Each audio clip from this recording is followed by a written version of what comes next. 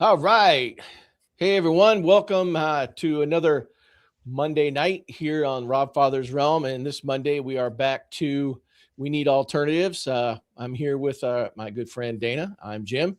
And we are always, as always, supported by the man behind the curtain over there, the guy that's surrounded by kangaroos, wombats, all those kinds of things. Vegemite. Down there and a case of Vegemite.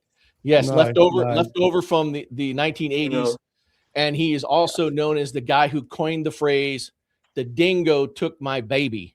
And he's been living off the royalties from that all these years. That's why Dave has that fantastic studio. But thank you, Dave. I wish I was living off the royalties of it, but if I had no idea. We're in the presence of greatness. Well, I was going to say, if there was Vegemite here, it would be from the 80s because I hate it. So, that's kind of what I've always heard, that it was not very good stuff. It's very salty. It sounded like it might be. Yep. All right. Well, I want to get started a little bit tonight, and a couple little housekeeping items. I know sometimes we talk about things and we forget that you guys don't really know the context about what we're talking about. So I know a couple times 2 weeks ago I mentioned interviews with my fellow bandmates, and what were those interviews? So basically, what happened was in 2020, I took an early retirement package, but also at the same time it was COVID. Yeah, and so I started having Zoom calls with my fellow former bandmates, and we just started having these conversations, and then through those conversations, we said, "Jim, you ought to write a book." And Jim was like, "What? Why should I write a book?" And they said, "Well, you're the only one who doesn't have a job." So these Zoom calls, we were doing a couple a week, and I recorded them, and then so it became a book. But we had talked about doing a book way back, like in the middle 80s. We just never did it. So for those who wonder, there was a real book. It is now out of print. Dave's got one too. Cost like $5,000 Canadian to send it to him. Cha-ching. Mine's autographed too. Here's autographed. It is. And but if you really want to know what's in the book, we'll talk about some of that through the course of this thing. But you can also go to our YouTube page, and there's a playlist called "You're a Nice Guy But," which is the name of the book. And there are like 5 episodes that contain a lot of the interviews and stuff that were in there. And there's a lot of music and a lot of pictures and video and things like that. So you can always go there because we won't talk about all of it. Secondly, I failed to mention that the opening song in the credits is actually an original song. It's not an AI generated song. It is a song called Alternatives, written by Dana. And that particular version was recorded in 1985. So I just wanted to make sure that you guys knew that we no AI involved except for the actual thumbnail. And my guess is that's out on YouTube somewhere, right? What's that? Alternatives? It might be. I don't know. It's either on YouTube or it's on the website. Yep. I don't know if that one's out there or not. So anyway, tonight we've got, I know the original one is from 1984. Yep. With Mike. Yep. The 85 one may not be. Anyway, so tonight we've got kind of 2 things we want to do. We kind of want to, when we finished up 2 weeks ago, we were kind of having a backstage conversation, and we were having this talking about how certain bands seem to have been, marketed as new wave, but maybe they weren't, right? And then which ones were, which ones weren't. So we kind of wanted to play a little game with you guys tonight, and we'll play some snippets of some songs, and we'll have a little conversation about, was it really new wave, or were they just riding the coattails of new wave, and it was a way to generate. And Dave, you can play them in any order you want. It doesn't matter. You are the man behind the curtain, pushing the buttons and pulling the strings. Yeah. Well, I'll just play them in the order that it comes up in the folder. That way it's easy for me to follow. Otherwise, there you go. Yeah. Did I play that one or not? Which one? Right. As long as it doesn't say Memos.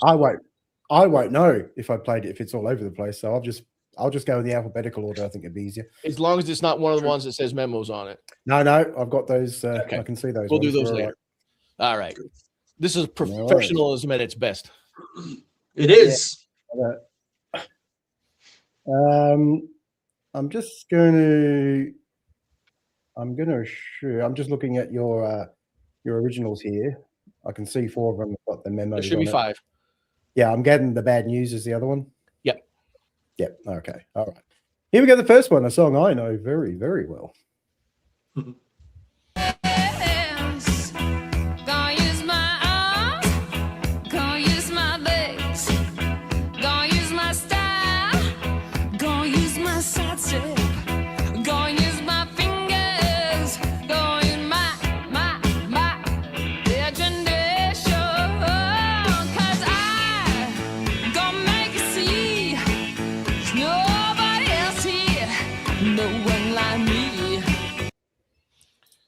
All right. New wave or not new wave?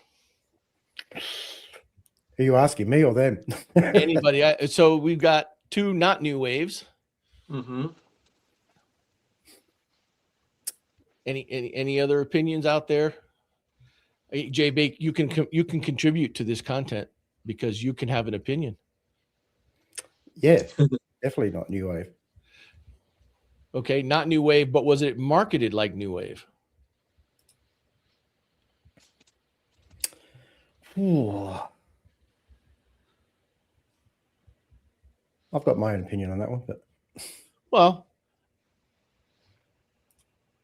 to me, it was kind of marketed as new wave in my opinion, because it didn't fit with the regular mainstream rock that was being played. So to me, it was marketed as mainstream, but they were rock? I think they were kind of rock. They, obviously Chrissie Hynde was from Ohio, but moved to England, right? Because she didn't really have any success in the US. She hung out with the Sex Pistols and she did all that kind of stuff. And, so Dave, what was your opinion? I was going to say that would have been an interesting hangout, wouldn't it, with the Sex Pistols? I think she dated Steve Jones, right? The guitarist. Yeah. And she was kind of part of the Bromley contingent as well. She was actually a journalist over there. That's how she was kind of making her money. She was a journalist for some, music trade paper over there. I would almost say, is that a new wave song? That one in itself is probably not a new wave song, but like a lot, like we already talked about this the first episode. A lot of times, like I'd buy an album because I liked the single, and then found out that the rest of the album was actually better than the single was that was on, like AM radio. And that album, the first Pretenders album, was just a blowaway album, and you could not say that it was like anything else that you'd heard on AM or FM radio. Just that whole album. The album cover, they all just kind of showed up in clothes that they had.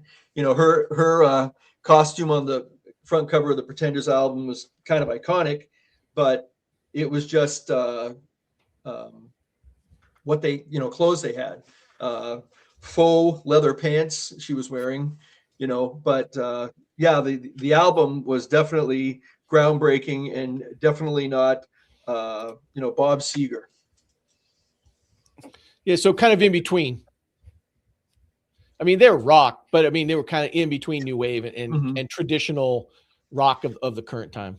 Plus, we've also got to remember that the idea behind new wave was that there were artists that were coming about who were,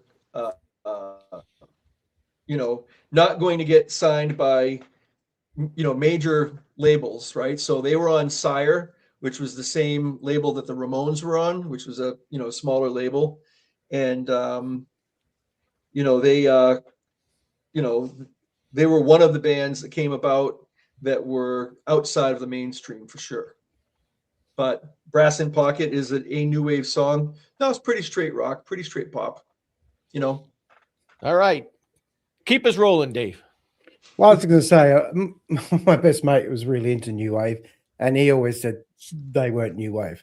So I have to bow to him on that and say, well, this is a genre he really loved, and he did not count this band as new wave. If Andrew Arnold says they're not new wave, they're not new wave. And I agree. To me, it's more of a pop song. Yeah, it was. Yeah. So that's my opinion because it's his opinion, and if I don't agree, I'll be in trouble. So you would say it is or it isn't? Me, it's half and half. It's riding the coattails, right? It's benefiting from the new wave thing, but it's a rock song to me. You know, they were a rock band, and obviously they became a very big rock band. Yeah. You know, with what was it, Learning to Crawl, right? Yeah, Middle of the road and all that stuff really put them over the top with that. So right. I mean, they were a rock band. Who did she marry? She married someone famous too, didn't she? The guy from Simple Minds, Jim Kerr. That's right. She married Dave Davies too, right? Didn't she? I believe. No, she had a kid with him, right? With Ray Davies, yeah. But Ray Davies, yeah. Yep. All right. So and actually, on the first album, song would have been "I'll Stand by You," wouldn't it? Probably, yeah. Which definitely wasn't new wave. Right. Yeah. All right, you want number 2? Let's do it. All right, here's the next one. I think we can say the audience got the first one correct. There's no wrong answer. That's not what I was told. It's whatever. That's not what I was told at school. Whatever you think.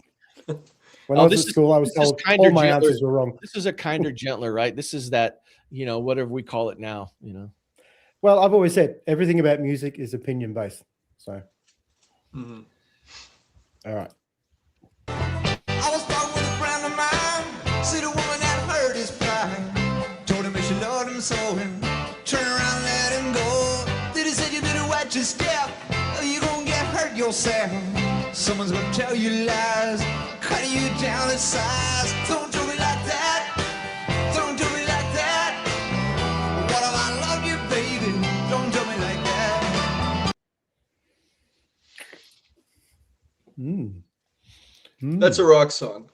It's a rock song, but at the same time where we were living, it was almost marketed, that album, as part of new wave, power pop, whatever you want to call it. Yep. Right. And I know there was a comment that new wave is mainly about synthesizers, and yes, to a certain degree. And no, I think new wave was a combination of just guitar, rock, REM could be almost considered new wave, but they were no keyboards. But yeah, to me, I think that it's a rock song all the way, but it was partially, depending on where you lived, it may have been marketed. Yeah. Yeah, I felt like the Damn the Torpedoes album was being marketed as like new music, right? Like I felt like the album cover was, very much like that. But the album was great, and it was not a new wave album. It was most definitely a rock album. Darn good rock, but rock album. And I'm going to say, for all the strange people I know that were into the new wave movement, none of them were listening to Tom Petty. So no, to me, that's just a straight rock song. That's all Tom Petty ever was. And one of the keys too, sometimes it doesn't mean anything, but if you listen to First Wave on Sirius XM, you don't hear Tom Petty. Yep. You don't hear Tom Petty on that, but you do hear the Pretenders on First Wave. Yeah. Well, I mean, I'd definitely say they are closer to it than he ever was. Yeah. But then again, Sirius XM claims David Bowie is first wave, new wave too. So. Oh, come on. Well, they do, because he doesn't fit anywhere. Well, no, and that was the good thing about David Bowie, though, wasn't it? He didn't fit anywhere. Right, he didn't. What made him unique. Yeah, for sure. And he was always, let's be honest, he was forever changing. Yeah. His music, was always a little bit different. Not so good in the end, but that's all right. Elton John wasn't that good in the end either. So careful, Dave. Well, look, I love Elton John, but really, after the 80s, yeah. Well, Jim and I have talked about it. I think King was about as good as he got. Yeah, I think after like he and Bernie Taupin had their split, that was it for Elton. Because he lost his lyricist. So. Yeah, and let's be honest. I think I know a lot of people say not lyric people, but I think his songs are very important lyrically. So, all right, let's All right. continue on. Slight here we diversion. go. Got to move to the trick of the beat. There is no elite. Just take your place in the driver's seat. Driver's seat. Driver's seat. Yeah. Doing alright. Little driving on a Saturday night. Yeah. Come walk me. All right. So if you didn't know, it's Sniffing the Tears and Driver's Seat. It's an interesting name. Sniffing the Tears. Yeah. And it's a 3-chord song all the way through. They just keep playing those same 3 chords over and over and over and over again. And to me, this one felt at the time in 79 like it was new wave because you just didn't hear it on too much radio. Although, you know, it doesn't I'm going to go with new wave because for me it was a new wave song just because but it's not on any of the new wave compilation albums or CDs that I bought. It was on the pop hits from the 70s album, but it kind of again, it's a half in, half out, 1 foot in, 1 foot out for me. Yeah, I think new wave kids liked the song like us, but I mean it's pretty straight rock. I mean it's like, you know, we didn't play the guitar solo in it, but the guitar solo is a pretty standard pop, you know, guitar break. Yeah. You know, nothing sideways about it. Yeah, and I don't. Yeah, I'm gonna say I don't really know the song, but I can only judge it on listening to it now, obviously. But to me, it doesn't sound new wave.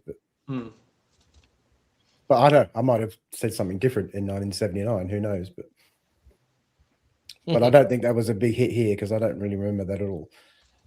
So maybe it was new wave because you know that wasn't our biggest music here. So yeah, I don't think it was a huge hit, but it was enough that it got on the radio that I actually heard it. You know, so and it's kind of a cult hit in a way, right? Whenever I see it on YouTube and I look at it, people always say, "Oh, I love this song. I love this song." You know, it's just a simple. I think it's B minor, A, and G, just all the way through, right? And they just, and somehow we've managed to offend Gigi, so we apologize. That was Jay Bake. I was going to say that's not hard to do. Yeah, no, that was Jay Bake and his just the tip thing.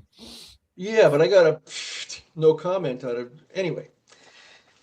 That's them two going back and forth with each other. Okay. Gigi's an ex-panelist, so she's all right. An ex what? She's an ex-panelist of the show. She's all right. Oh, okay. You got to remember she's Canadian, so you know. Sorry, Gigi. Sorry.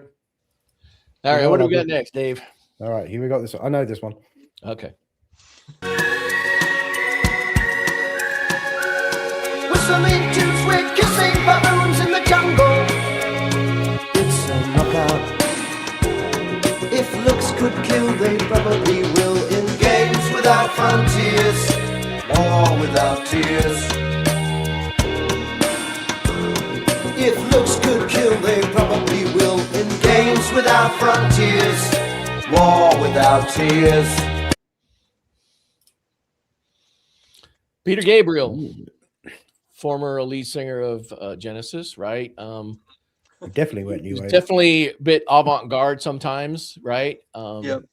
Again, to me, this is one of those ones where he's a bit like Bowie. He doesn't fit necessarily into one box or another. And, you know, I think new wave people claim him a bit, right? So again, on Sirius XM, right, he's played a lot on that.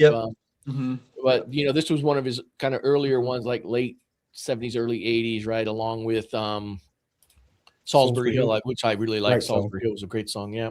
So before he did. What was the video where he had the train going around his head? Which one was that one? Yeah. So I think he was being marketed as something different, even though he was a rock artist. You know, got his hair cut, cleaned him up. You know, maybe they were trying to make him a little more, you know, Robert Palmer. I don't know. You know what I mean?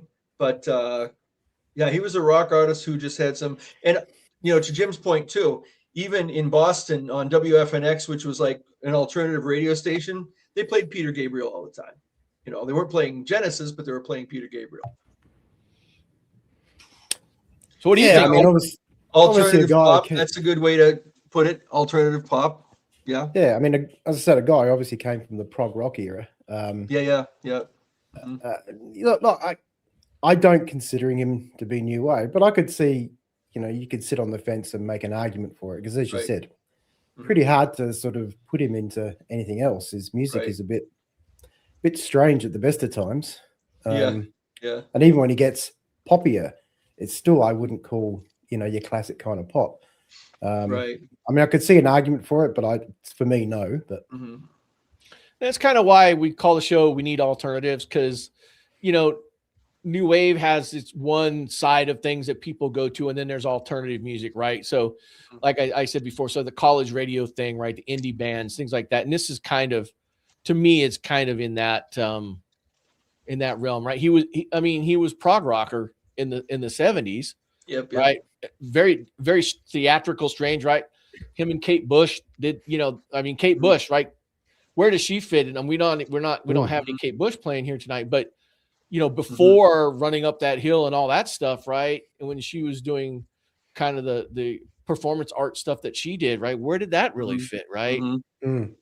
So that's a good question. I don't know where you'd put Kate Bush. I know where I would like to have put her back in the day. That's a completely different story.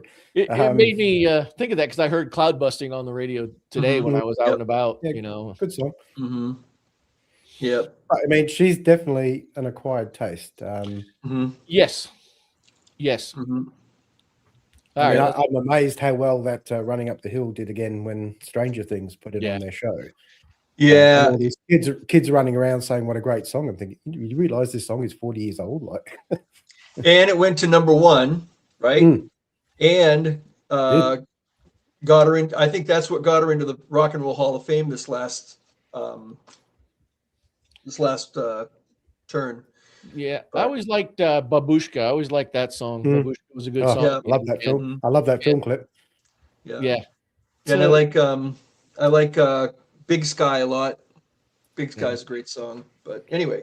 All right, let's keep it rolling, David. Yeah. Okay, next one. We got more arguing to do.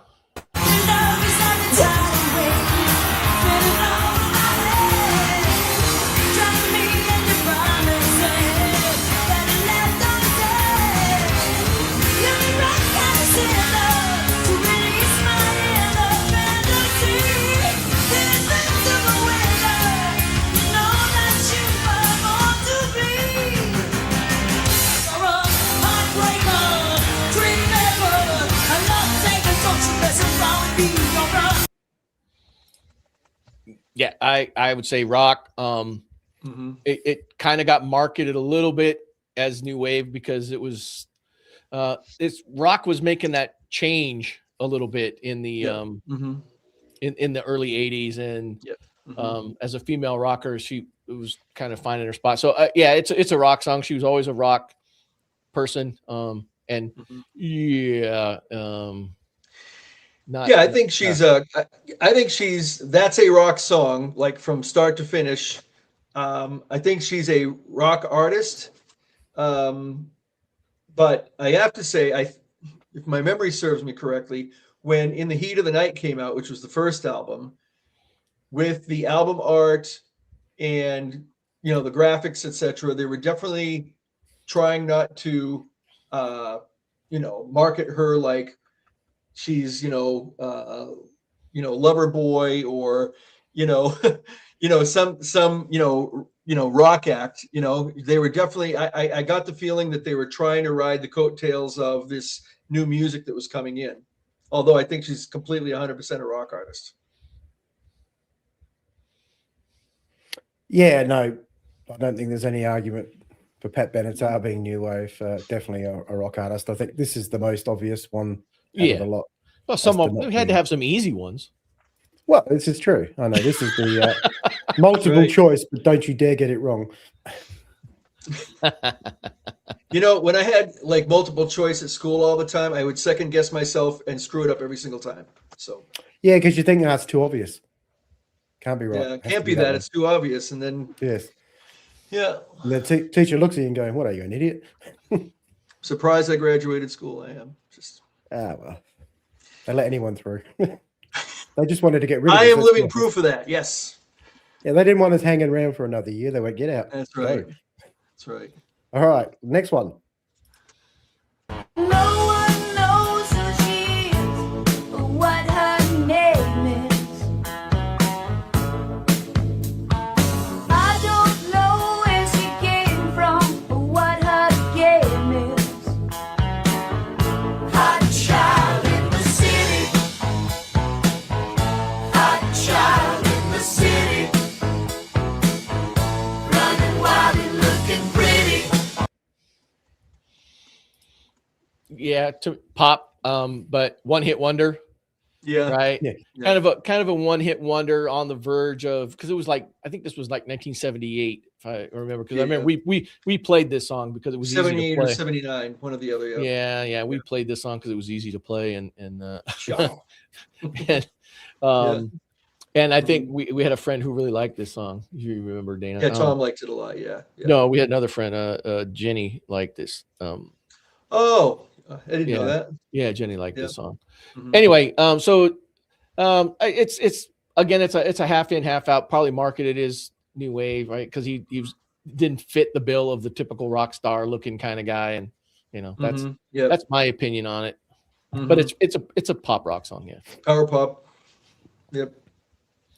Yeah, I was going to say it's another one of those songs. I think the image looked more a bit like it more than the song itself, but Yep. you can almost see a little bit of Cars resemblance in there as well, I think. But yeah, you could dip a toe in. I don't think anyone would be offended by it. Yeah. Yeah. Yeah. All right, I'm waiting for the hard one. I'm waiting for the one everyone gets wrong. Pretty women out walking with gorillas down my street. From my window I'm staring while my coffee goes cold. Look over there, there's a lady that I used to know. She's married now or engaged or something, so I'm told. Is she really going out with him? Is she really gonna take him home tonight?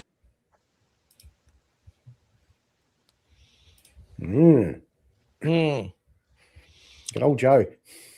Yeah, Joe Jackson, right? I'm going to say new wave only because of the sense that it was stripped down rock music, right? So it was stripped down pop, right? Released at a time, and he was completely different than anything you saw or heard. For sure. Or heard, right? He's but at the same time, he has a band full of very, very, very talented musicians, including himself. Mm-hmm. Classically trained pianist, plays all kinds of instruments. The bass player is absolutely incredible. Graham, maybe, yeah. And this was a different version of. So this was a teen angst kind of album, much the same that Get the Knack was. Mm-hmm. But Get the Knack was very much in your face with the sexuality, whereas Joe Jackson was more about he's the lovable loser kind of guy, right? Yeah. So Dana, you knew this album really well. I mean, it was like this album was like the Look Sharp album for me was like religion. It really was. Clean guitars throughout the whole thing, fantastic hooks. Got the Time, the last track on the album was like punk with really clean guitars on it. I mean, basically the whole album was like guitar, bass, drums, piano sometimes, harmonica sometimes. That was the whole album. Early on, I would say, Joe Jackson would have been considered a new wave act up through probably Beat Crazy. and then he did a jazz album, like a Swing. yeah, like a swing album, and then of course, the album that had Stepping Out on it was like full blown, just pop / jazz, but Night and Day. yeah, but great album, phenomenal album, And that was a great song too, Stepping Out. Look, I can only go from when this song came out, and definitely I remember it being marketed as new wave. And For the sure. people I knew that like new wave definitely like this stuff. So whether I'd say that now, probably not, but definitely at the time period, definitely was new wave. Yeah. But like I said, I think a lot of music now we'd probably re-genre if we had a chance. Sure. Right. That's why it's hard to judge something now that happened 40 something years ago, right? If you were living there in that moment, to me, this was a new wave artist and a new wave album. In that moment in time when I was 18 years old. Yeah. I wasn't quite that old, but I know you're just a tad bit younger than me. just a tad. Just a tad. That's why I like being on this panel now. I'm young. Yeah. Yeah. Sorry, guys. That's okay. All right. Let's We do know the next one before I get myself in trouble. This can't be this. I never Nope, wrong felt one. this way before. Wrong one. Why wasn't that marked properly? I don't know. Let me have a look at that again. No, it's not marked properly. But there you go. I think That's all right.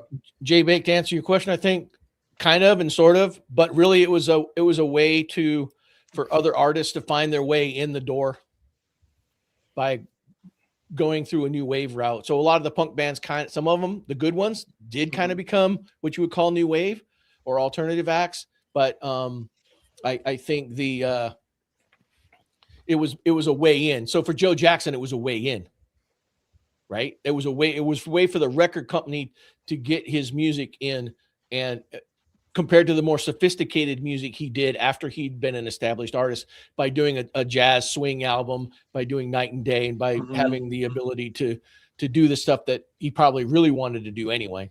So did you get the right one now, Dave? Yep. Okay. I'll be interested to see what people say about this one. Okay. Yeah. Because everybody knows this one. Sure they do. Oh, my little pretty one, when you gonna give me some time, Sharona? Oh, you make my motor run, gun it coming off of the line, Sharona. Never gonna stop, give it up, such a dirty mind, I always get it up, for the touch of the younger kind, my, whoa, my, Sharona. All right. The Knack, as we all know, Knack. one of the Rob Father's favorite songs. So much so that I sent him my only 45 of that. They're a power pop band that got marketed as new wave. Absolutely. Yeah.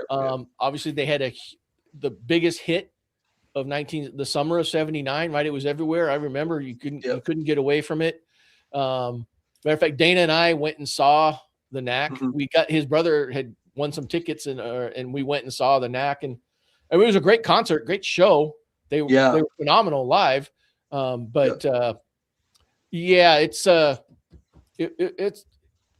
was a moment in time. They had what do you call that momentum at that one time, and they rode that thing and they beat it until people said, we don't want any more of that anymore. And that was one album worth.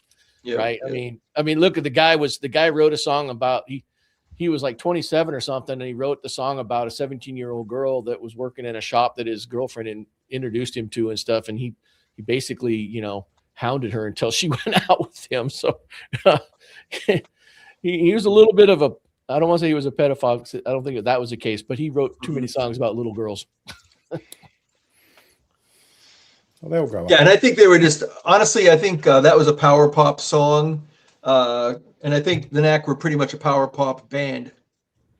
Yeah. Pretty much. I mean, Bert Naveri, the guitar player, he was a phenomenal guitarist. That outro solo on My Sharona, the album version one, is incredible. Mhm. right? Everybody knows that thing. So And the guy played it absolutely note for note. I mean, just nailed. I mean, Yeah. the whole show was very, very, very good. But yeah, I mean, when the guy like tore that solo out, when they did My Sharona, it was just like awe-inspiring. oh, J Big, you should always comment. Yeah. So, Definitely. but at the time, so think about this, J Big. For me as a just graduated high school senior in 1979, this thing comes on the radio.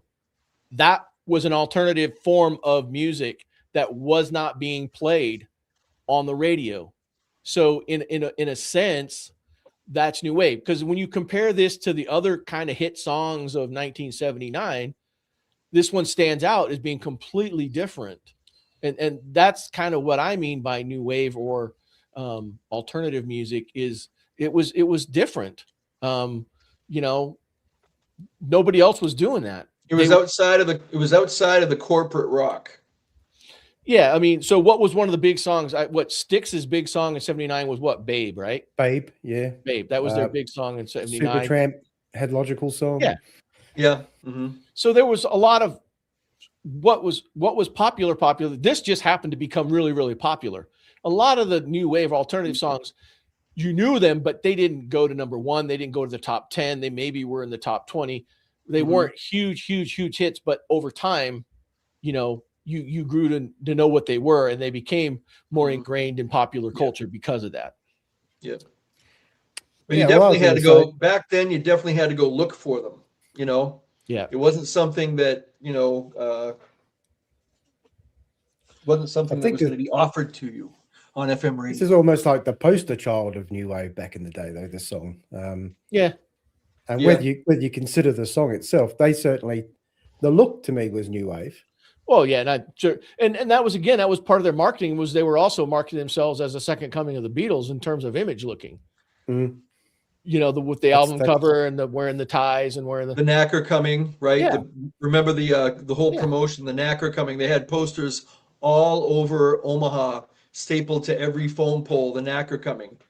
You know, just like I thought Oasis were the second coming of the Beatles. Well, yeah, never mind. If you ask Liam, yes. Everybody's the second coming of the Beatles. That's what Liam says. I've got one of those posters still. Dave got me one of those off of a pole somewhere, and cool. It's kind of in tough shape now, but I still have it. So that's kind of a cool thing. Well, we're in tough shape now too. So yeah, we are. Yeah, we are.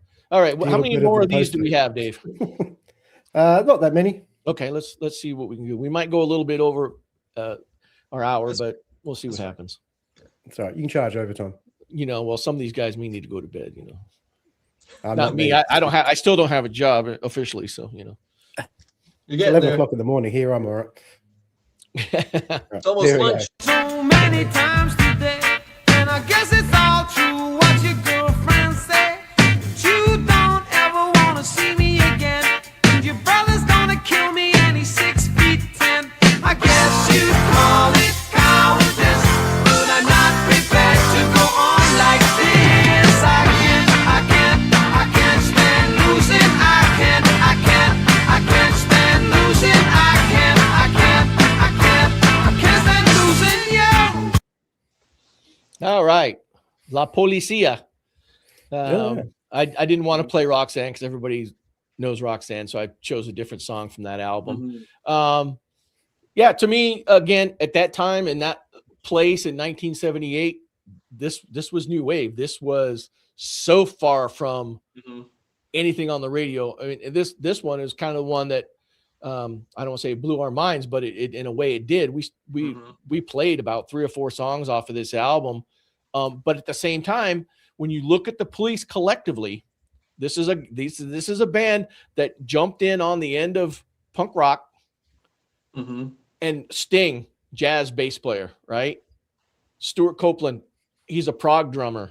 Andy Summers, classically trained guitarist. These guys were superior musicians, kind of dumbing it down a little bit. You know, I think there was a lot of stuff in their music that, you know, a typical band like maybe us, we wouldn't do, but they were, they, you know, each album got a little bit more sophisticated until you get to Spirits in the Material World and Synchronicity. It's just a right? pop album. Yeah, it's just a Yeah. pop album. Good songs, but then Sting, of course, Yeah. goes on his own and does his thing. But yeah, I to me, this is new wave for me because this was holy crap, Roxanne. Mhm. I've got the 45 still, right? And Yep. Mhm. you know, like I said, songs that we started to play. Mhm. You know, and just to interject here about just that first Police album, you know, people, it might have been a little more common in England, but over here to hear a band that was, you know, blending, you know, ska with punk, with pop, you know, with jazz, you know, in some cases. I mean, it was definitely outside of the mainstream. You know, this wasn't something, even though they were on a major label, right? They're on A&M, right? But very far outside of the mainstream. You know, like I said, until they got to like their last two albums. But And they took over the world for 2 years, right? You know, so to speak. So to and speak. hated each other. Hated each other. Stuart Copeland and Sting, I think, probably had more fistfights than, you know. You know, and there's nothing funnier than an interview with Stuart Copeland. He is absolutely hilarious. Yeah. You know, some night if you're feeling down and blue, just go on to YouTube and find a Stuart Copeland interview, and he is just hilarious. Do you think he's underrated as a drum player because he wasn't in a rock band? You know, like, and the kind of music they played was, you know. I think Because people I that think know, he's a great drummer.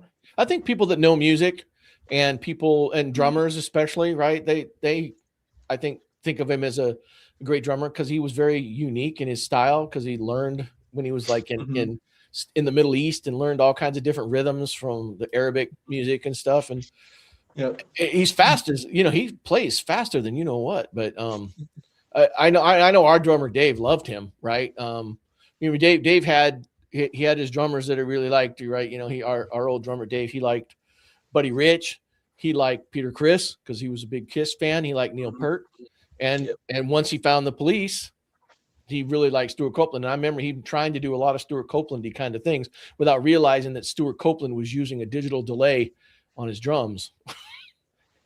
and there's some interviews with Stuart Copeland where he talks about that. yeah. Mm-hmm. All right. What do we I'd got? get them sorted if I was you, Scotty. Well, I was going to say that they're probably the most new wave that we've had so far. As you said, didn't end up that way, but you know, a lot of bands find there's a lot more money to be made if you go popular. Yeah. But yeah, definitely the most new wave of what we've heard tonight, I think. Mm. But most of my friends always used to call them ska. So They played some ska. I totally love the reggae and ska side of them for sure. and probably were responsible for introducing Eddie Murphy to the world. Yeah. 48 hours. That's an iconic. Mhm. All right. Sings it as well as I do too. So all right, let's try the next one. Down in the pleasure center, hell or heaven sent. Listen to the propaganda, listen to the latest slander. There's nothing under heaven she wouldn't understand. Pump it up until you can feel it. Pump it up when you don't really need it.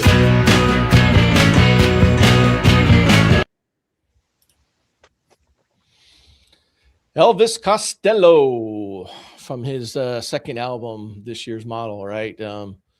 He's a new wave artist, right? Because again, he's a guy that, you know, what box do you put him in, right? He kind of did a little bit of everything. And Dana, this was one of your guys, one of your. I mean, I liked Elvis. I got most of his albums, you know, from the 80s and 70s. But this was one of your guys. I'll let you kind of talk about this guy. Yeah, so our bass player at the time, Tom, when we were like 17, 18 years old, we'd mentioned him before where he had been listening to like Nick Lowe and, you know, a couple of different artists that, you know, Jim and I weren't really familiar with. And one of them was Elvis Costello.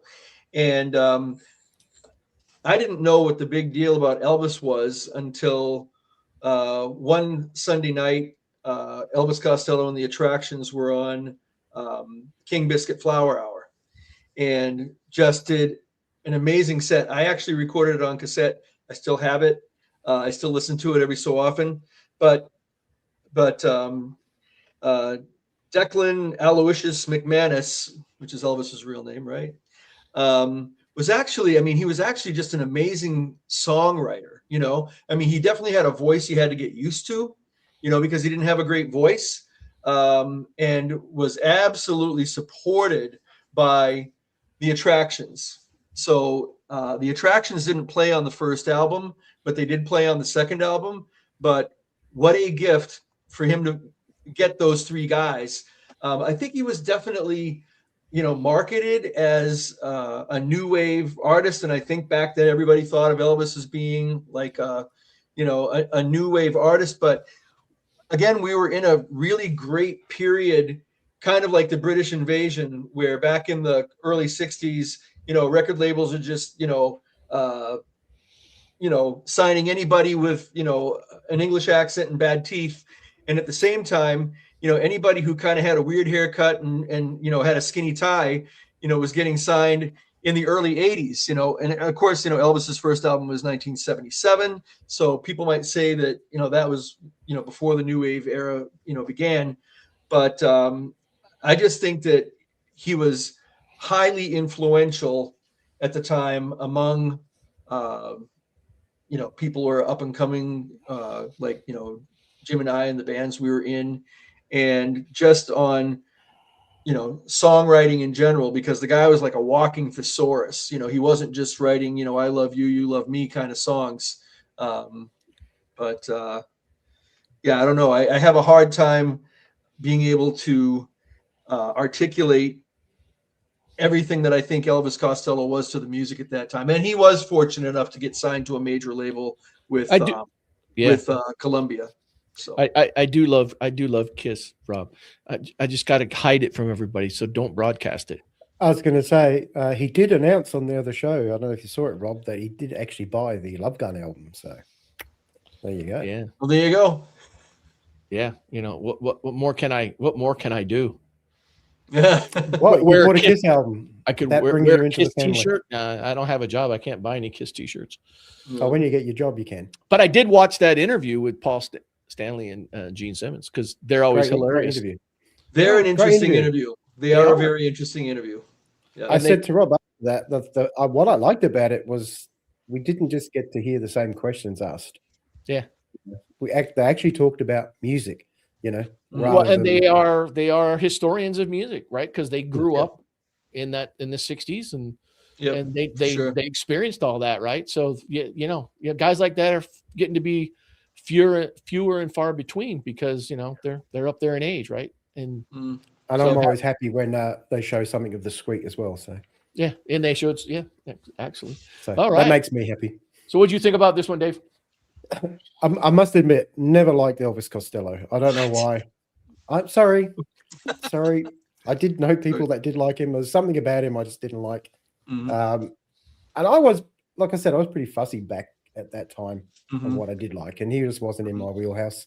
I would say this is new wavy, but definitely some of the other stuff I've heard from him is nowhere near being new wave. But like I said, a lot of those acts tended to go away from it pretty quickly anyway. But this one was. But yeah, like I said, not a person I've ever liked. But right, each their own. What do we got? We got two left, I think, of this. Yeah, about that. Okay. Here we Might as go. well finish it off. I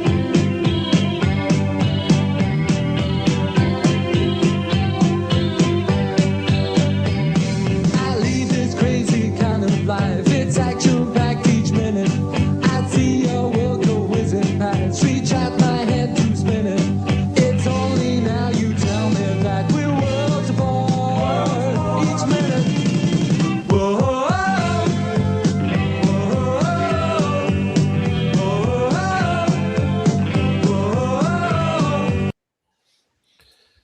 All righty. For those of you who have never heard of these guys, they're a band called the Sinceros, and their first album came out in '79, It was called The Sound of Sunbathing. And it was just all these little 3-minute kind of jingly jangly pop songs. Right. And it was when I read about it in Rolling Stone or something. I went down and bought it, and it was just, kind of that pleasant pop kind of thing. Right. They never really had any big success. Their biggest song was called Take Me to Your Leader. But I always liked them. I always kind of felt that they were kind of, again, they were marketed as new wave, and this was the new wave jingly jangly pop stuff that was not part of mainstream rock at the time. Right. And I'm not familiar with the song you just played, but Take Me to Your Leader, I definitely thought was like a new wave song. It kind of had all the elements in it. People had, mentioned earlier that they felt like, if it's got lots of synths in it, it's new wave. And although the song that everybody, unanimously kind of said was new wave was the Police tune, and no synthesizers on it. So, or the knack. Yeah. But yeah, the Sinceros, that particular song that you just played is probably just a pop song, but Take Me to Your Leader definitely has like all the elements, happening in it, the synth, the bizarre, like dissident stuff that the keyboard does in it, points. But yeah. Well, I was going to say I've never heard that song before, and I think I'm happy I hadn't. To me, it just sounded like a pop song. I didn't hear anything new wavy about it, but I liked his shirt. I did like his shirt. Yeah, and like I said, some of these bands have a look about them, but I don't think the music itself is. Yeah. But sometimes image, Yeah, I didn't like his mustache, but I liked his shirt. Yeah, he got rid of the mustache after that album. That was a good career move. Yeah, they only did 2 albums, but everyone liked a porn stash in the 70s. The fun fact is the guy playing the keyboards ended up in Squeeze, on the album Sweets from a Stranger with Coffee in Bed and all that. So he ended up replacing Paul Carrick and Jules Holland back and forth again, right? But Don Snow, and I think he did like TV show music and stuff later on in the 80s and 90s. That's it. I don't know the other guys. Now there's 2 left. And then there were 2. Oh, and then there were 3. It was a good album. Was it? Yeah, Genesis. Yeah. Because there was 3 of them. So it was well titled. All right, here we go for the next one. It's no occasion, it's no story I tell. At my bedside, empty pocket, a foot without a sock. Your body gets much closer. I fumble for the clock, alarmed by the seduction. I wish that it would stop.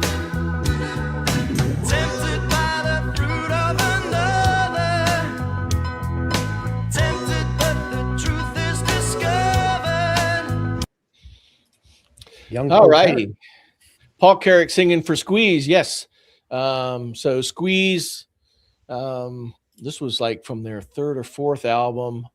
Yeah. At the time they were considered the Lennon and McCartney of their generation or their era. I think they were definitely marketed as new wave. This one's probably more poppy than their earlier stuff, which was definitely more new wave, Up the Junction and things like that. And Goodbye Girl and things. But it's a pop song. They had Paul Carrick sing it. Actually, the people doing Elvis Costello sang backing vocals on this, as well as Paul Young. So in that really low part that it looked like Chris Difford sang, that wasn't Chris Difford, that was Elvis. I did not know that. If you listen real close, you can tell it's Elvis's voice. But so this was one of my favorite bands in the 80s, just because they wrote really good songs and kind of a lot of different types of songs, right? They do a country song kind of flavored or a little bit of this, and they wrote these kind of jingly jangly pop songs too sometimes. Pulling Muscles from Michelle and Another Nail from My Heart, great songs. But anyway, for me, it's a new wave band, but this is a pop song. It was probably their biggest hit, I think, at the time. Yeah, it was. And I would agree with you. I think it's just like an R&B song. It's just pretty straight R&B. Piano kind of dominating. Honky tonk kind of piano kind of sound. But yeah, I think they were a band that was marketed as a new wave band, but they were just a pop band with like really solid writing. Yeah. Because you're right, their catalog is varied, and man, I've heard a lot of Squeeze because when we were on the road in that van and Jim was driving, what do you think was on the stereo? What cassette was in the, Single, invariably it 45 was and a under. Squeeze, it was a Squeeze, Yeah. cassette, most of the time. I still got that big box of cassettes, right? There was a lot of albums in that thing, but yeah, I listened to a lot of Sure. Squeeze. I just Yeah. I like Chris Difford. I mean, Yeah. Glenn Tilbrook as a singer, as a guitar player, I just Mhm. shit, I wished I could have sung and played guitar like that guy, right? I mean, When we saw them, I know we were really fortunate because we saw them in town. I don't know if it was at the Orpheum something in like that. Boston or wherever it was, but we were really fortunate because on that tour, Jules Holland played keyboards with them, and this was so he kind of came back, right? Yeah. And but when they played Pulling Muscles, right? That's when I realized that there was more to Tilbrook than just singing and writing songs. I mean, he is an amazing guitar player, Absolutely. really amazing guitar player, because he nailed that guitar break in Pulling Muscles, and I was like, wow. So He still has a pretty good voice too. yeah. And Jules Holland danced really well when they played Messed Around. I don't think he went near the piano. I think he just danced the whole time during Messed Around. Yeah, that was funny. It was a band like that, and they had a boogie woogie piano player. I mean, he loved the boogie woogie stuff, right? It was kind of a weird, weird thing. Yeah. All right, Dave, your take? Yeah, well, just looking. So they were known as UK Squeeze here. They started off as UK Squeeze and then eventually dropped the UK marketing wise. Because I was Kinda saying, like- obviously, the song I remember is Cool for Cats. Cool for Cats. Yeah, that was very new wavy. Cool for Cats. Yeah. Yeah. So if you'd played That's a that great one, I song. definitely would have said new wave. But, I played one I figured people would know. as soon as I hear Paul Carrick singing, I can't Yeah. hear new wave anyway. Yeah, It's just yeah. Sorry. it's just pop when Paul Carrick sings. But That's true. yeah, well, but I think everyone would have known the Cool for Cats, Yeah. surely. Really? Oh yeah, that was massive. Chris Difford singing that in his low monotone kind of E&D instant signals from the rocks above Rocks the above pass. the pass. with the real heavy English accent, right? Yeah. Yeah, it's great. It is It's a great record. Cool for Cats. Cool for Cats. Now I think Yes. there's only one, right? Just one left, yes. Yeah. Mhm. Okay. All right, let's do this one. I didn't think it would take a whole hour to do this. Oh, no.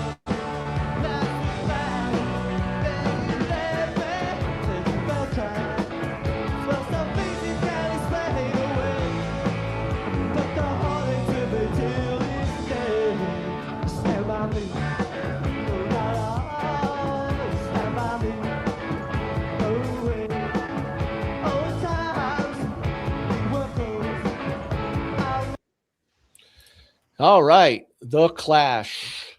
The only band that matters. According to them, they were the only band that mattered. Actually, right? you know what? Their record label slapped that sticker on the album, and they were just like, they hated it.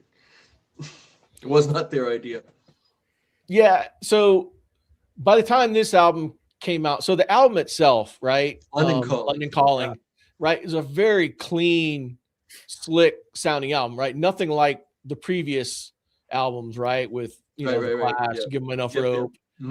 Mhm. And so it had a much more pop feel to it, Mhm. it compared to probably, how they played live and things like that. And of course, when they got to Combat Rock, it got a little bit dirtier again. Mhm. But Yeah. so they more were kind of a punk band that was stepping in. Oh, excuse me, there, microphone. Stepping into the pop world. And this was the last song on the album that wasn't even listed on the tracking, right? So you had to listen to it all the way through to get to it. And this was this the only single from that album, or was it even a single? I don't remember. In the States, I think so. You know, I don't think there was anything else that was released in the States from it. I mean, in the UK, I don't know. The album sleeves and the labels were all printed, and then Mick Jones comes up with this. And, you know, when you hear the original, not the live version, but when you hear the original, pretty much just a straight, pop girl song. Hurts boy kind of, pop song. But it was probably like the poppiest thing on the entire album too, because the rest of it was still, very political, very, social. Social, But, Del and Mick Jones did go create Big Audio Dynamite after this. Joe went and did the Mescaleros. Topper Headon didn't. I don't know what he did. He was so screwed up on. He got clean though. Heroin, he did get clean. Which is. But great. Big Audio Dynamite. They still play that on the radio a lot. The horses are on the track, right? All that stuff. Yeah. What do you think, David? Yeah, I mean, I think I played London Calling on backtracks. You did. Rob hated it. He liked Joe's voice, though. Yeah, I remember him saying he preferred another song of theirs. Can't remember which one it was at the time, but I mean, Rock the Casbah. Yeah, I mean, like I said, I can only go really on people I knew, and the people I knew classed this band as new wave, but sort of new wave, punky type. They came out of the punk. They came out of the punk. And of course, you were singing about politics and social issues, which was what punk was all about, was that anti-establishment type thing. So yeah, I think you definitely would call them new wave. In my opinion. Yeah. Not that it's worth much, but in my opinion. Right. Now, what do you want me to do now? I don't know. So we kind of hit our hour, but we didn't get to what we were going to get to. Do you want to do it anyway, or you got time? It's up to you. Yeah, I'm good. I didn't know if you maybe just wanted to say, well, there's our episode 3, but we can carry on. Do this. So I was going to say, if we can just real quick, just to put a little perspective into everything that we just did, right?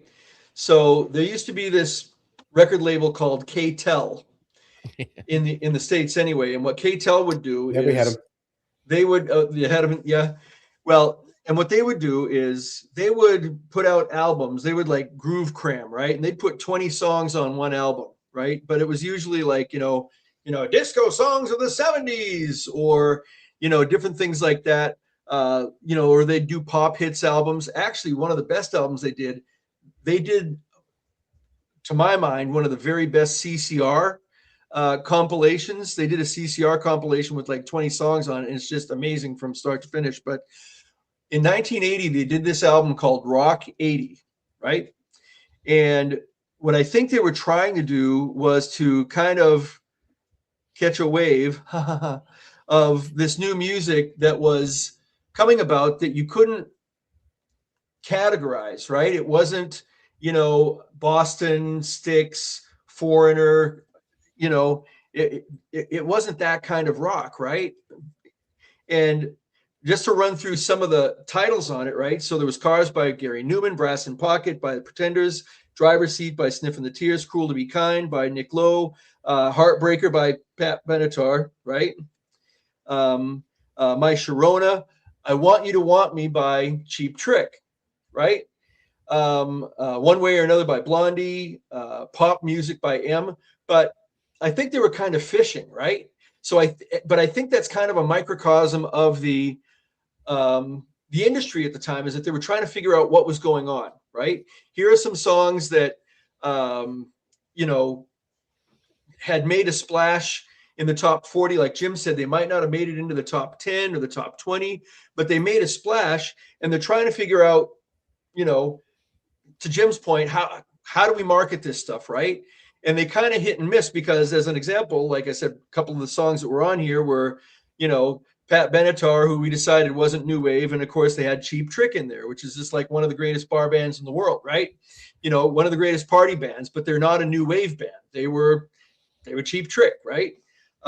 So that's kind of like in 1980 where it was at, you know, and that's kind of, you know, and Jim and I were like 19 years old at the time, and you know, we're kind of catching on to this new music that's coming out, and at the same time that we're trying to figure out, very clearly the industry's trying to figure it out at the same time too. They didn't know, you know, and I always feel like those times in history are like the best times for music fans, because the music industry is just kind of like, all right, let's just sign everybody with a funny haircut and a skinny tie, you know, and it's good if you're a music fan and you're looking for something different.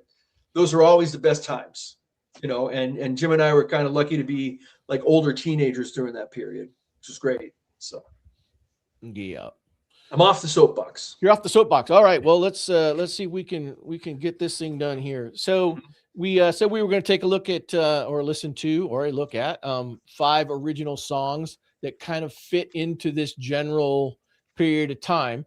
And now we were going to talk about writing, were we? Yeah, you're going to talk about writing it, and so. But I've got the 5 songs, and we've got little snippets or whatever you can play, and you can talk about them because you wrote them. I did not. And it'll show how we changed, or Dana changed in some of his writing style from say 79 to 80, 81 kind of time frame. So the first one, right, is a song called Lady Make Believe, which you wrote, I believe, in early 1979 or maybe late 1978.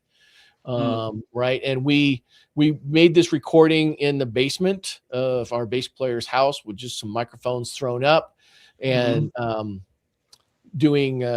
recording it because there was an ulterior motive for recording the song. Dana, what was the motive for recording it? You might remember more about it than I do. So yeah. So at the same time, you got to realize that the Eagles were really big, you know, and like the whole country rock thing that was coming around, you know, with like artists like them, and, you know, Jackson Browne to a degree was doing that kind of thing, and Linda Ronstadt was doing that in the early 70s. But country music was king in Omaha, Nebraska. We actually had 2 really big country stations in Omaha. One was called KOOO, one was called KYNN. Kinfolk country, right? And anyway, KYNN was having like an outdoor, I don't know, what would you call it? Like almost like a music festival, or it was kind of the way I understood it was like a songwriting contest of sorts. Yeah, sort of, yeah. And I think you wrote this song for a couple of reasons. One was as an alternative to playing Eagle songs. And secondly is you submitted it for this like new kind of a thing that KYNN was going to do, right? And so we recorded it and submitted it, and they liked it, and then they had us come and we had to do an audition. Yeah. Right. But let's just play a little bit. I didn't put the whole song. It was just a bit of a snippet here. And so this is, you know, early 1979. In the basement with just a couple of microphones thrown up, a bunch of teenagers kind of making a little bit of a racket with some stuff. So it's Lady Make Believe. Just can't beat this. I never felt this way before. I've got my head in the clouds, but 1 foot's on the floor. The whole world watches as I throw out all my problems, and I thank you kindly for holding open the door. 'Cause if I thought for a moment this was all just a dream, I'd get me a make-believe gun and shoot myself square in the make-believe head. 'Cause this feeling I'm feeling is much too real. Maybe I'm being too pushy, but if you really don't love me for my sake,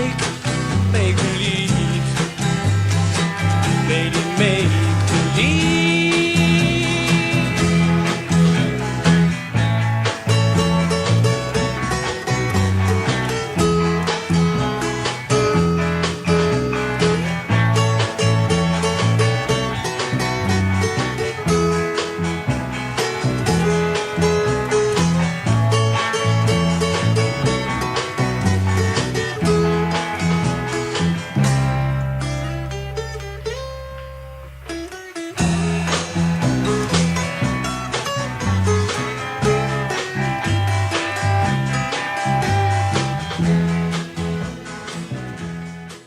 All right, that lady make believe on KYN in Omaha. I can definitely imagine that on one of the early Eagle albums too. But Yeah, it's kind of a.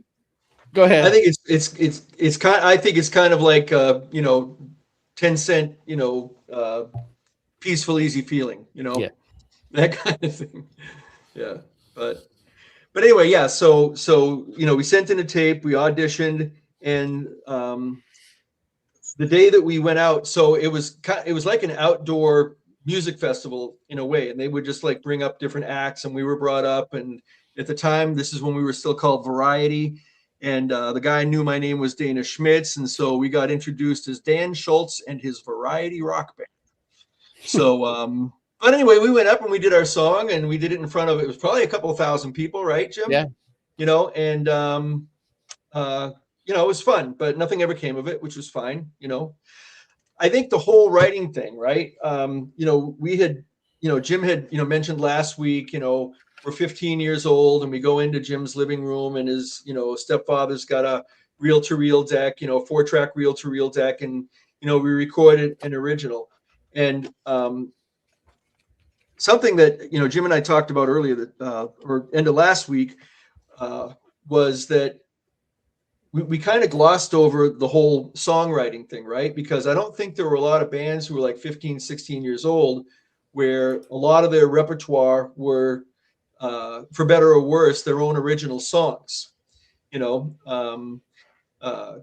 I had been writing probably since I was 12. Very, primitive stuff at first. If I'm playing an A chord, I'm probably singing an A note, then I go to a D, and I go to a D, I'm singing a D. So, really, lousy lyrics and melodies and stuff like that. But that's kind of how you start when you're, doing things like that when you're a kid, And I even told Jim that I'm really surprised that at the time, the guys that were in the band were like, no, that's a crap song. We're not going to do that, because I was just writing songs in my bedroom and bringing them to the guys and saying, let's learn this song. And for whatever reason, nobody argued with me. I don't know why.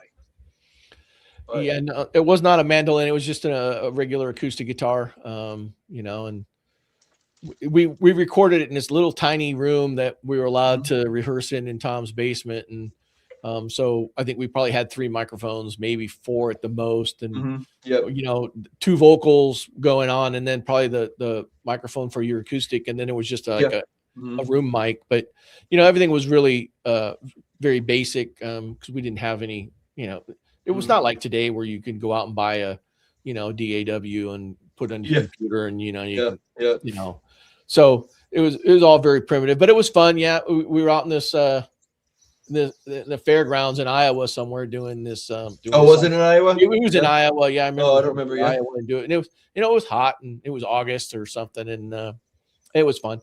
But again, we were still, you can hear that kind of music, and we were kind of still in that kind of really, pop rock, country rock. We hadn't really written what you would maybe call a new wave type of song. No, and I'm going to skip over Tom's. All right. Just for the sake of time. Okay. Yeah. Is that all right with you? All right. Sure. So Dave, we're going to go to Break the Ice next. Dana, do you want to lead into anything about Break the Ice first? Yeah. So we were starting to hear a lot of new music. I know we played Train in Vain by The Clash earlier, but I was just blown away by the American version of the first Clash album. So the Clash album in England was one thing, and then the Clash album in the United States was the first Clash album with some of their singles, right? And of course, I'd already been exposed to, the Police, and they're doing this like ska reggae kind of thing. And, the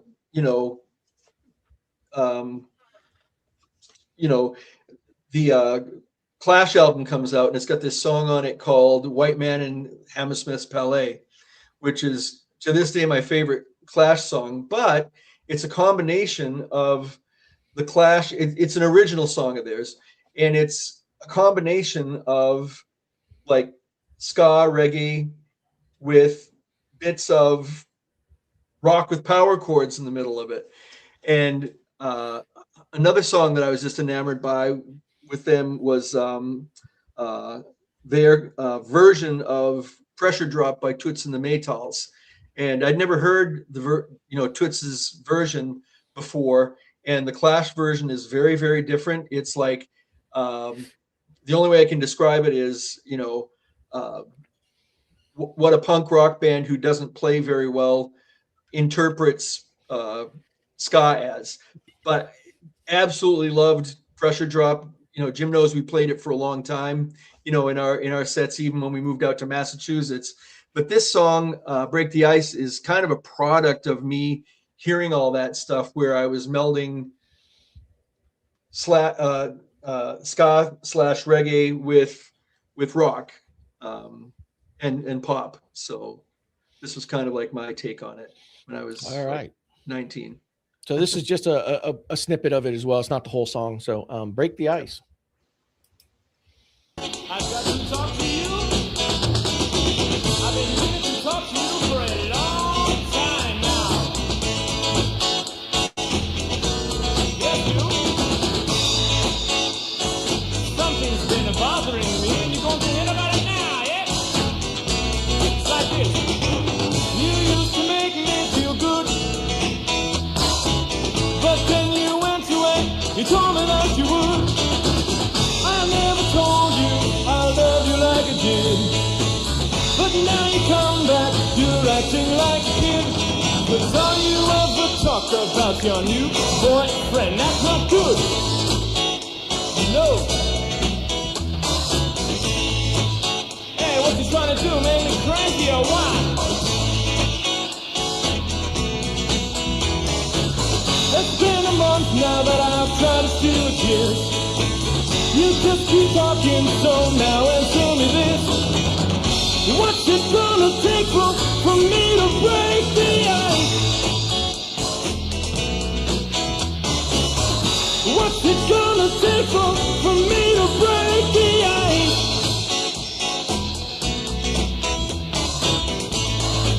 That's right. Can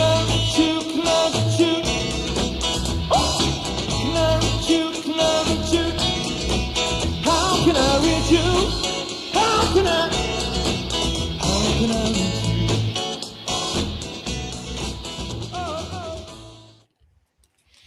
Yeah, and I hadn't heard the Talking Heads yet, believe it or not. Had not been exposed to them. But anyway. Yeah, and what year was that? 1980.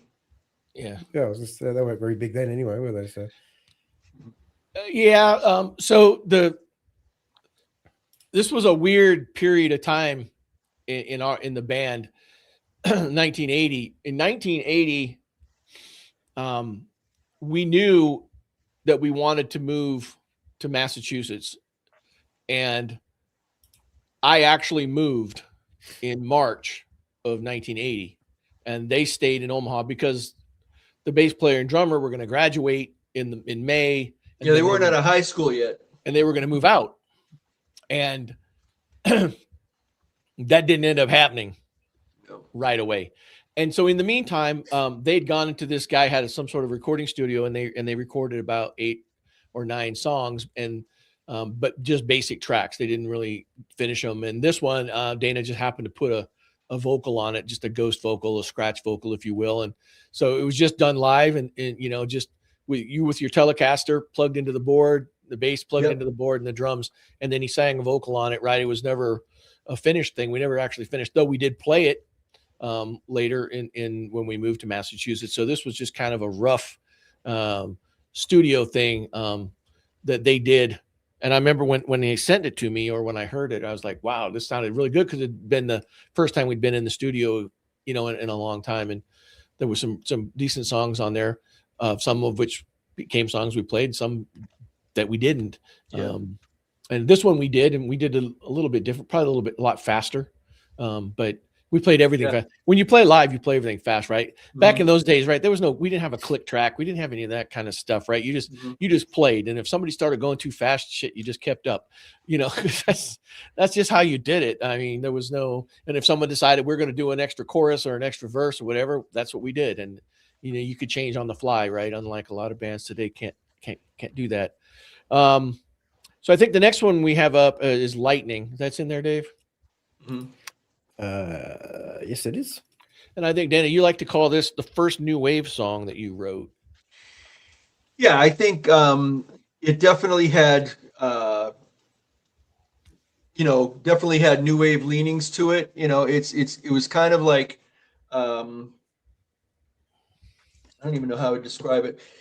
It's kind of like keyboard or synth new wave without the synthesizers, because we didn't have that. We didn't have any keyboards or any synthesizers or anything. But in my head, I think and they'll hear it, the bass line at the beginning of it, that boom, boom, boom, boom, boom, boom, boom, boom, boom, boom, boom, boom.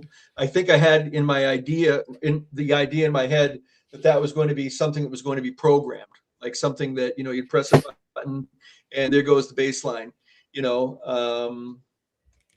But also, I felt like, I know we're not going to hear the whole song, but the structure of it was different. No, we're going to do the whole where, one. Where it had a verse, and then another verse, and then a bridge, and then just kind of like an outro. It really didn't have a chorus to it or anything like that. It was called Lightning because the word lightning's in it a couple times. No, we're going to hear the whole thing because it's a pretty short song. Oh, is it? Okay. Yeah, it's pretty short. So for a while, this used to be our set opener when we did originals, until you wrote You're a Nice Guy, But, and then it took its place. But yeah. So this was recorded in a little 4-track studio on a cold January day, and it's just 2 guitars, bass, and drums, right, and a vocal. And but anyway, let's let it roll, Dave. And I was going to say, this is also one that I wrote before moving out to Massachusetts, so it was probably 1980, 81, I would say.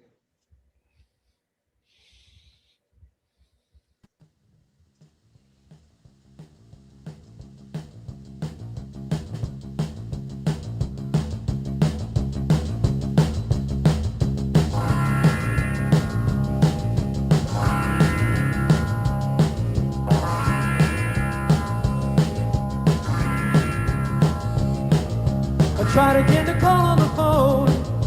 Again it seemed that no one was home, and no answer from you. With no answer, you went and left me alone. No answer. You really went and left me alone. You really went and left me alone. Was I frightening? Like lightning, the way you left me alone was like lightning. Well, I never thought I'd see the time when I actually wanted to stay in line. I do stuff like you up every day, and I always get my way. Well, they never had a say, oh no, oh no, oh, oh, oh, oh, oh. But then you left me alone.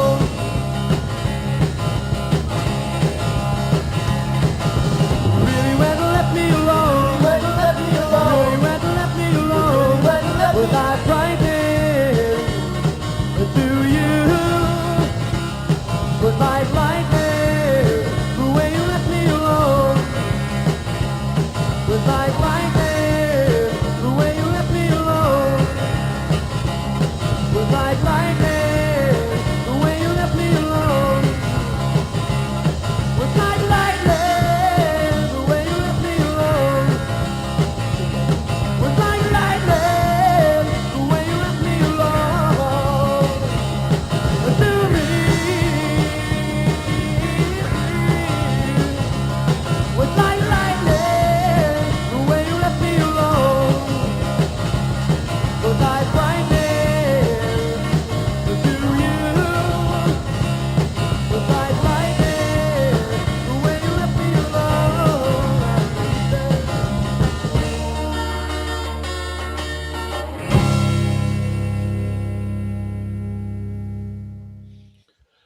Lightning. It was just You know, and just to Dell's point, you know, by then we had definitely heard like the first Devo album, and we definitely heard, you know, Freedom of Choice, you know, the album that had Whip It on it. But, you know, this was kind of like our, you know, filtering some of that too, I think, through two guitars, bass, and drums, you know, doing synthesizer stuff with no synthesizers. So I think we'll probably call it after this one, and we'll get into some more the next time. Thank you, Eric. Eric's my friend. One of the things I wanted to bring up when Dana talking about writing and the stuff was I remember Dana telling me that he used to so there was a picture, he had a couple of acoustic guitars sitting in his room, and one was his old Framus guitar that he got when he was a kid. Mm-hmm. And he used to carry that around in his car with him, and also a little portable cassette player. And when something would come to mind, he would, you know, if he had to pull over to the road and stop, and he would play and then sing into, you know, or just play it and then play it back through his car and record something else on top of it. So he had a little mobile recording studio, so to speak. So when an idea came to his head, but he also used to do is and this is something anybody that's ever been creative and done things come to your mind at the most inopportune times. A lot of times it's when you're sleeping. And so he also used to keep the tape recorder next to his bed when he was sleeping. And if something came, he would wake up and then he would kind of record that, and then he'd have it for the morning. And I actually have a cassette of him doing that on one song. And you could tell it's in the middle of the night because he's trying really hard to be quiet while he's playing. So he's playing chords and he's singing some words, and he's just singing the same words kind of over and over. It's not a full complete song yet, but he wanted to make sure. And I think, isn't that something that Gene and Paul talked about in that interview? And I think that's why I remembered that. And they talked about inspiration and it comes and whatever. And so when you know, we all have those things, you know, you're driving in your car and you're thinking, oh, this and that. But, so I thought that was a really interesting thing that, you know, you used to do. And I think other people have probably done that. Yeah. Yeah. And I was going to say, just to clarify too, when we talk about writing songs, you know, none of us in the band, except probably at the time, you know, in the late 70s, 1980, 1981, the only person in the band who could actually read music to a degree was our bass player, Tom. So to say that we wrote songs, I can't read music. Jim can't read music. I can't notate music on a staff or anything like that. So to say that we wrote anything is pretty much like we made things up, you know, as we went along. Listen, Lennon McCartney couldn't write music, and he still can't. So, well, and you know, it's funny. I talked last time about how people, how I was like offended when somebody said that our first 45 sounded like the Beatles. Well, I remember talking to a guy, and we might have still been in high school, I don't know, but I talked about writing songs, and he goes, "Oh, so you guys make up your own songs?" And again, I was highly offended because I was like, "No, I'm a writer," you know, whatever, you know, 16, 17 years old. But he was absolutely right. We were making songs up. We were making our own songs up. And that's about as scientific as it was, you know. It's about it. Well, I think there's a lot of people that's how they do it. So, yeah. You know, so we'll call it there because we went way over our time limit tonight. And so thanks for tuning in, and Dave, thanks for being up early or whatever it is that it is for you. And tomorrow night, tune back in for Flip Side, where we're going to talk about 4, which is Foreigner's 4th album. We'll talk about that. And then again on Saturday for Sold Out, Sunday for Backtrack over on Patreon for those of you brave enough to spend absolutely no money but just one extra click. And I was going to say, don't forget, Jim, Scotty and I have our new show on, that's right, Wednesday night too, for those about to talk. Those about to talk. It's a bit like the Flip Side, but it'll just be for hard rock, heavy metal albums. So. It would be stuff that I can't listen to, Dave, right? You know. Oh, you can listen. Oh yeah, I'm already burnt out. And then next Monday I will be back with my good friend Andrew Arnold, who have been writing songs with since 1987, and we will dissect some of our early songs, and we will dissect some of our current songs, and kind of tell you how we go about doing it and what they mean lyrically, and how I go about creating the music and all that. And so that'll be next Monday night. So with that, we thank you for being here. And Pammy, thanks for subscribing to my YouTube channel. I appreciate it. I now have 22 subscribers. Yay. Get it there. Yeah, and thank you, Dave, and thank you, Jim. Thank you, everybody who hangs on. We appreciate that. No worries, Daniel. We'll see you 2 Mondays. 2 Mondays. Mondays, Yeah, that's right. No worries. All right. All right, guys. See everyone All right, tomorrow night. thanks, everybody. Have a good night or morning.